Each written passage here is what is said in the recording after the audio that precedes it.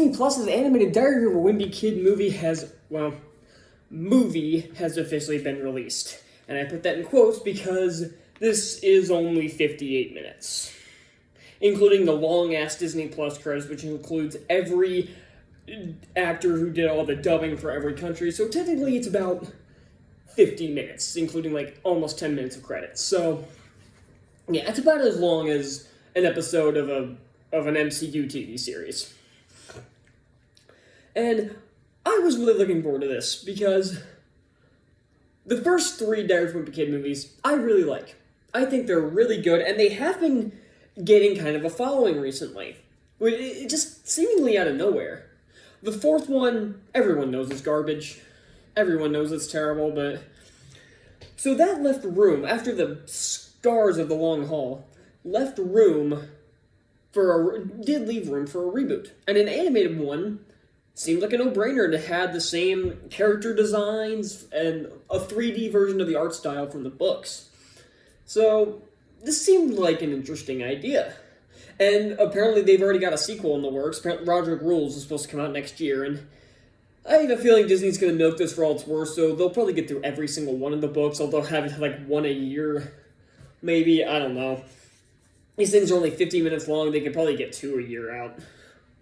But I digress. So, let's get into this and why I didn't like it.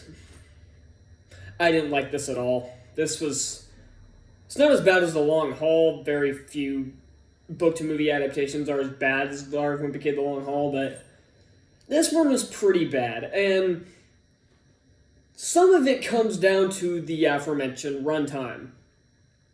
It's too short. This needed to be a full-length motion picture. And why? Because the story is incredibly rushed. The pacing for this movie is god-awful. It is so... Every scene rushes through to get to as many references to the book as they can. I do appreciate it.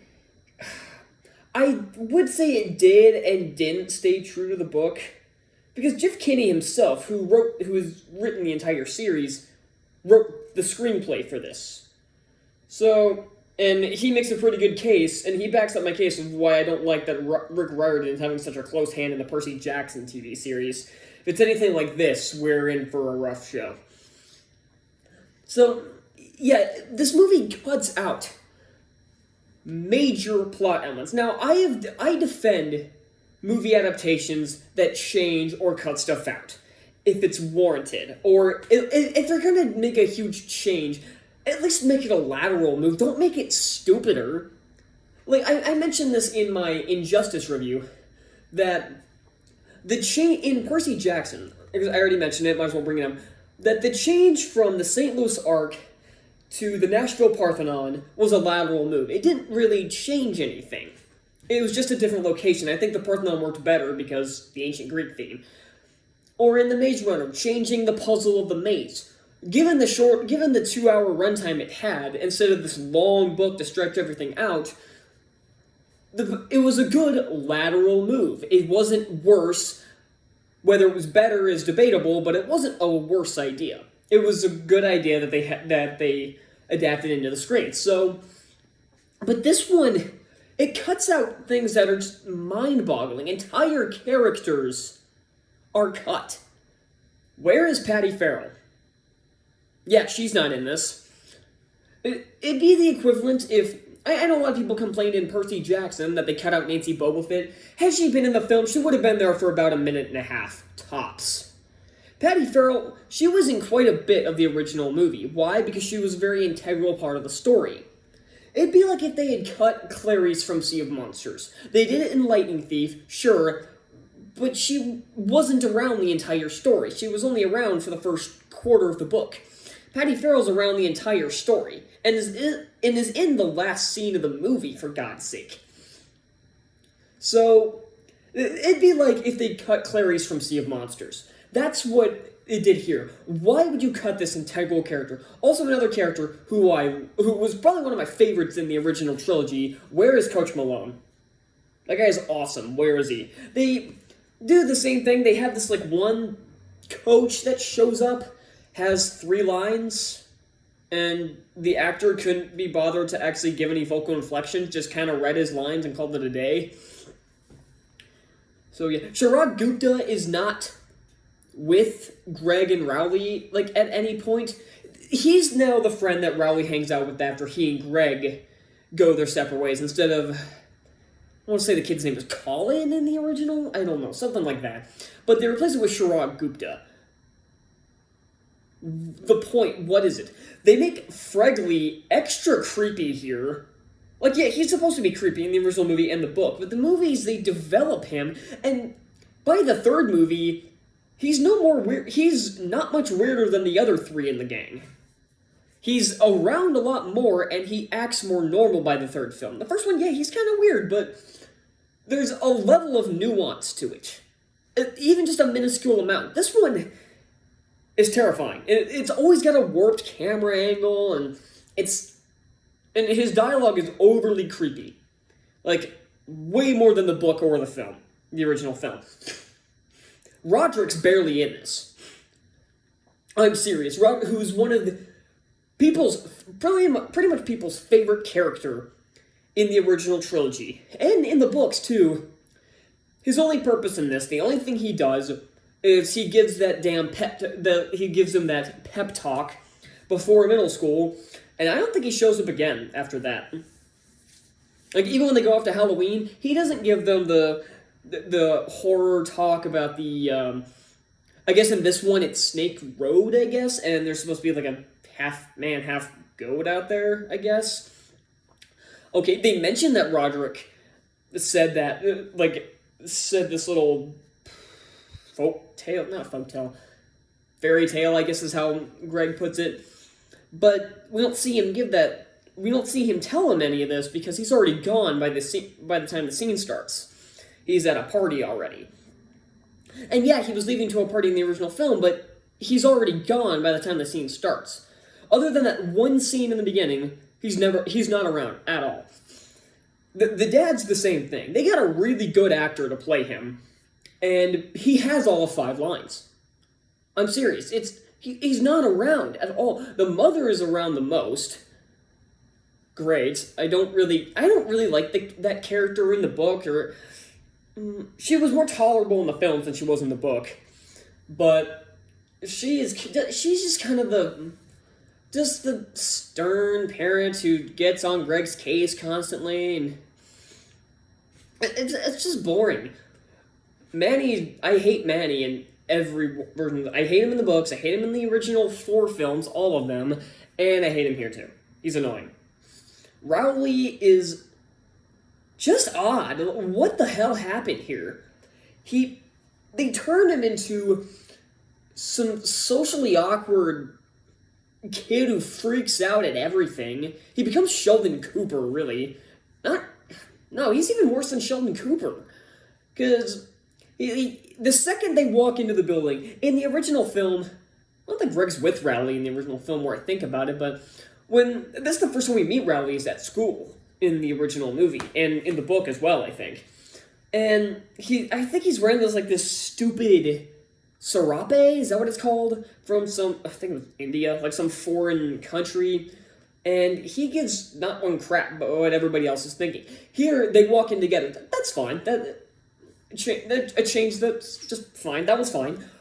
But then he, the second they walk in, he starts freaking out. It's like, maybe my mom's gonna homeschool me. And he's freaking out at every turn. He's just... It's ridiculous.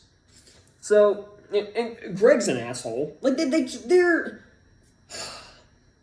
Greg's an odd case, because in the book, he's a dick. 100% of the time. Always.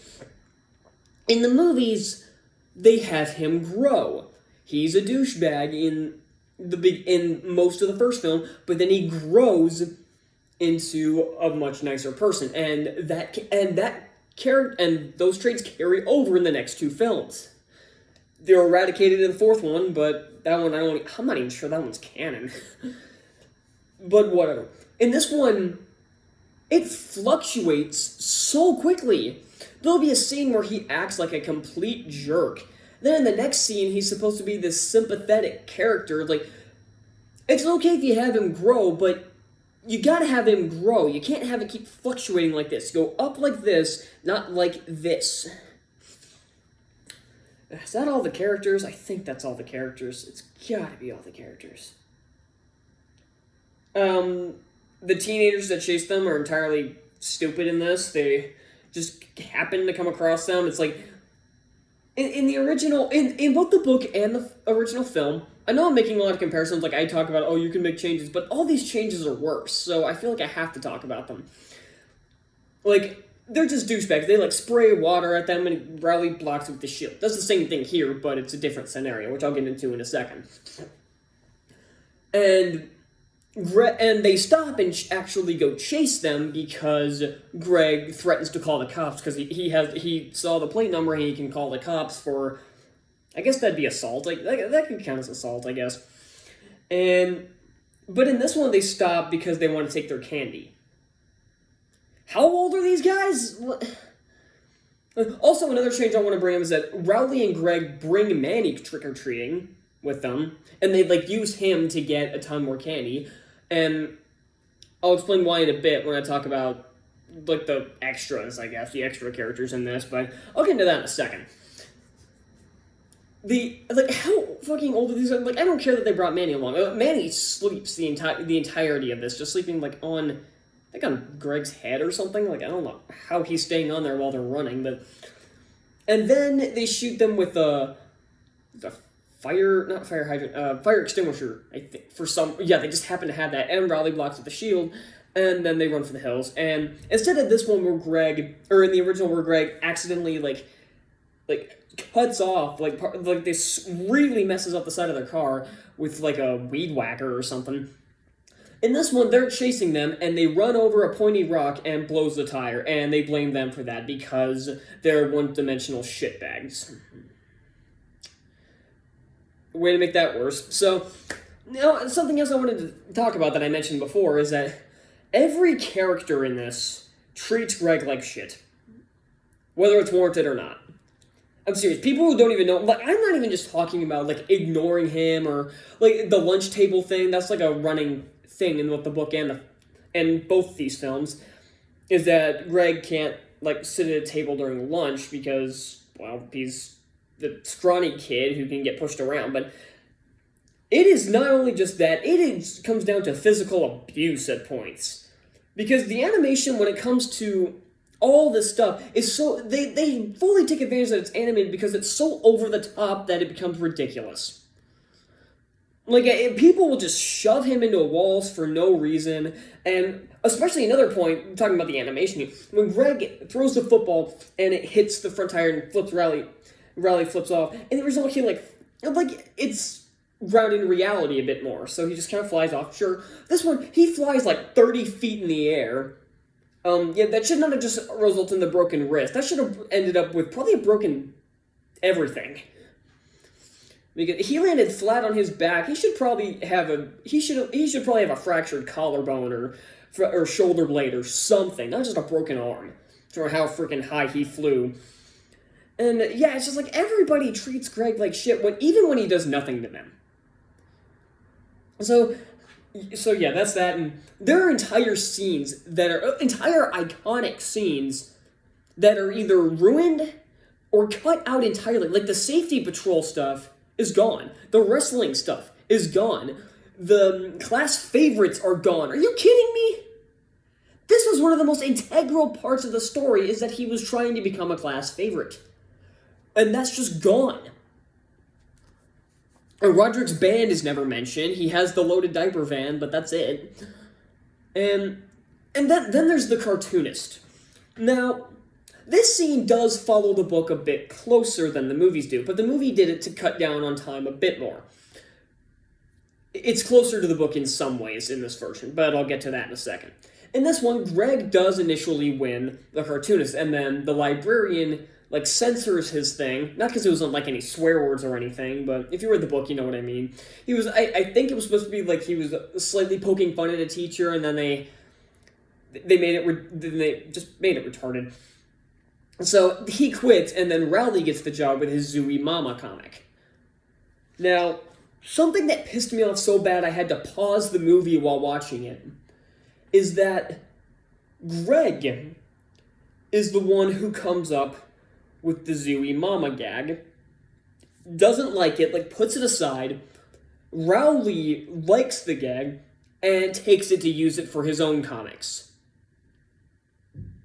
I could not freaking believe what I was watching when I saw this scene. I had to rewind it several times to make sure. Not several times. I just had to rewind it to make sure I didn't miss anything. But no, because, like, Rowley goes over while Greg is, like, working on his comic. Okay, then he finds a comic that has the Zooey Mama gag. So he just, and Greg goes up and says, "You stole my comic." Way to kill any sympathy for Rowley here. What the hell? In the original film, you're supposed to feel sympathy for Rowley. Like, yeah, he's getting all this attention now because Greg broke his arm and he gave him the idea to go work on the cartoons, but Greg is being a self-centered jerk here, and that's the entire point. It's the emotional climax of the film. Well, it's the emotional falling out of the film. The climax comes with the cheese thing, which is relatively the same here, but not as powerful as the original film. But I'll get to that scene in a second. What was my point? Oh yeah, the Zooey Mama crap. So yeah, you're supposed to feel bad for Rowley, and you do in the original film. You feel bad, like, yeah, Rowley should probably ditch this guy. You can probably do better. Greg's just being an asshole here, but that's the entire point. Here, Rowley's the asshole, and Greg is completely in the right here. Okay, my video stopped recording, but back to my point, is that, yeah, Rowley should ditch this guy, but here, like I said, Greg's completely in the right.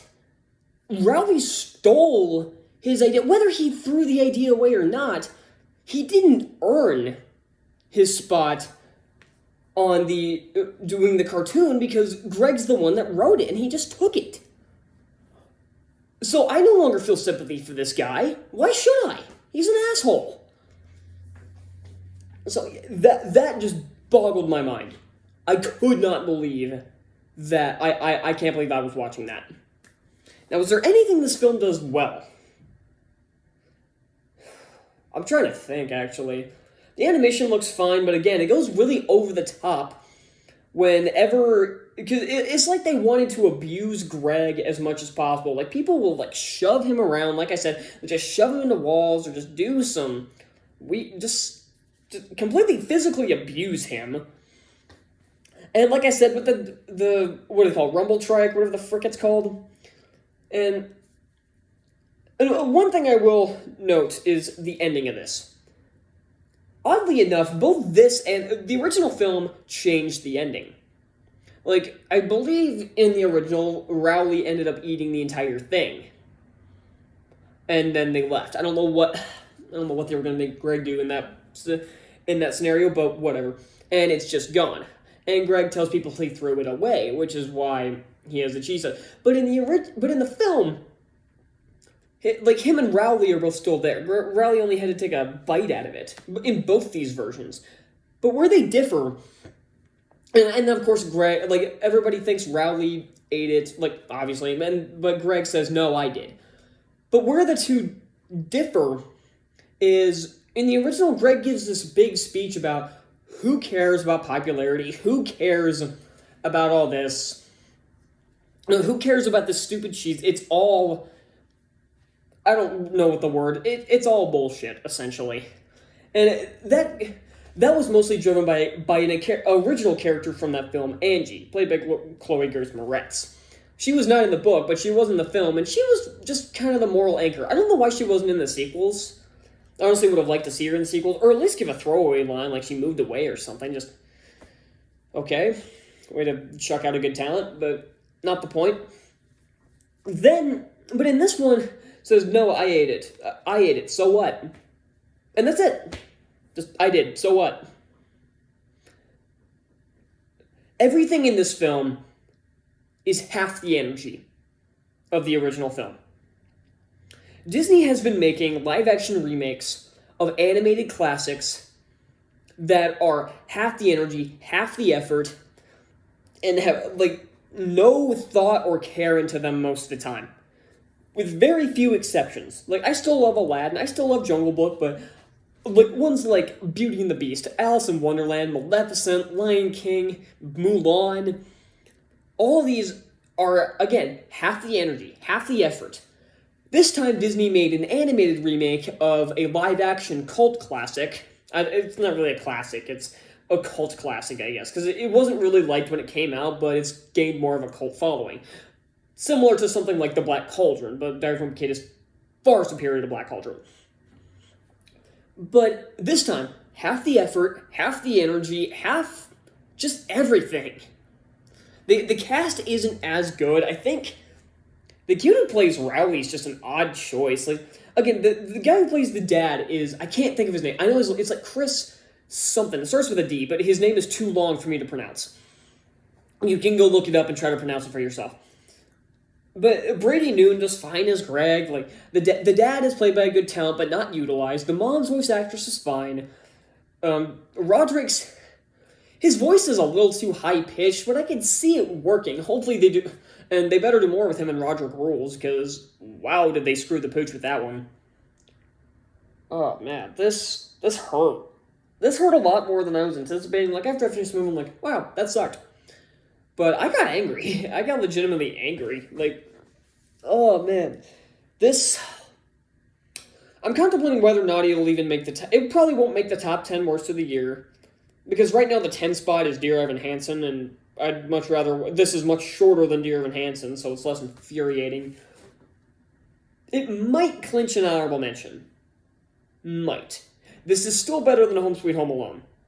Because at least some effort went into this, and there were at least a couple of funny lines, but not enough to save this utter disaster of a movie. I hope Roderick Rules improves. And if they keep making these movies, make them longer. Again, this is the same thing with Injustice. Make it longer, and it would have been better, probably. Oh yeah, the play was also cut out. Son of a... Like, they mentioned the play, the Wizard of Oz thing, but it's never shown. What asshole wrote this? Oh yeah, the same guy who wrote the goddamn book. That's what pisses me off most. People are like, oh yeah, the creator's gonna do so well. Everyone's like, oh yeah, Rick Riordan's handling Percy Jackson. It's gonna be great. This really pushes my case that show's gonna suck because Riordan is at the helm. This one was written and produced by Jeff Kinney himself, and it sucked balls. This was worse than... I'm not a huge fan of the books anymore. Like, they're fine for what they are. This was way worse. This is the worst thing to come out of Diary of a Wimpy Kid other than the Long Haul movie and, well, a lot of the sequels to the books. But I haven't read any of those since, like, well, the Long Haul. So, that's all I got for Diary of a Wimpy Kid. I'm giving this one a D. This was lucky to avoid an F. It really was. I think the decent animation and decent voice acting kept this above an F. But it was damn close.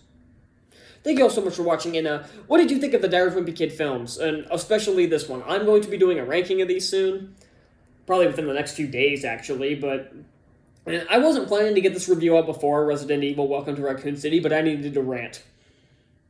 I really did. I hated this one so much, I couldn't hold it in any longer. So, yeah, that's all I got for Diary of a Wimpy Kid, and now, time to go watch Resident Evil Welcome to Raccoon City. I may not even go watch it. Be prepared if I decide not to watch it.